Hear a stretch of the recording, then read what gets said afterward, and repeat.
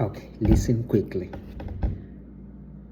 Mission is not the ultimate goal of the church.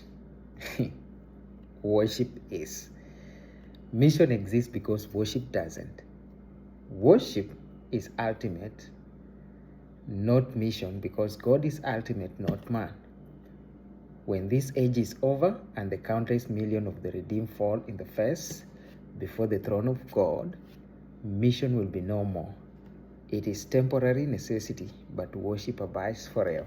It is one of the quotes that if you don't think about it, you might feel there is something that is missing. But when you think about it, you meditate upon it, and you think in terms of mission, you will find sense in it. So, one thing is that God desires to be worshipped in all nations. Like, there are a lot of nations in this world. People groups, when we say nations, these are dialect, ethnic groups. We call them the ethnic. So, God desires to be worshipped in all these tribes. And one of the most legal questions that you can ask yourself is, why can God just reach out to all these people? I will answer you according to how I feel and how this one drives me to do mission. Is when you were a kid and your dad was working somewhere, and literally, of course, your mom will prevent you from going there. Perhaps maybe he's working outside, and then you go there and you're trying to help him. Of course, your energy or your effort might not amount to anything, but there is that happiness that a kid feels when they feel that they are helping their parent do something, especially like young girls when they are helping their mom wash clothes. Sometimes they're even making it worse than they are doing it, but there is something. So there is the joy that you feel as a Christian when you reach out to someone and make them know Christ. If you have ever gone to the field and preached to someone and you come home and feel like it is so worthless, you go to the field and preach out to someone and you feel like you didn't do anything. I want you to pray over it, because mission should be something that is joyful. It should be excitement.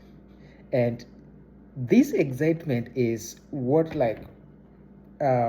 brings out the reasoning why it fills us with joy. Because when I was reading the books of what Paul wrote, and then he says that as I share this gospel, I am making my joy complete. I didn't know why Paul will say, when he's praying with brethren, reaching out to churches, he always adds the word for my joy to be complete. He even went through persecution, but he adds the word and says, for my joy to be complete. What's joyful about being persecuted? What's joyful about going through tribulation to just share the word of God? It is because when you share the word of God and you make God known, the happiness, the love, the glory, the evocation of the love of God that drove Jesus Christ to the cross also fills your heart, and you feel like there is something lovely with humanity. There is something lovely with just sharing the word of God. It just fills you. Even people who suffered, you're like, why would you die for why would you die for someone you don't know? It is because there is joy in the word of God. And this joy is what Jesus Christ wants us to make the nations know. So, when John Piper writes this one and he says that worship is the ultimate thing, and I'm like, why is God so concerned? It's because this gospel fulfills the heart of man.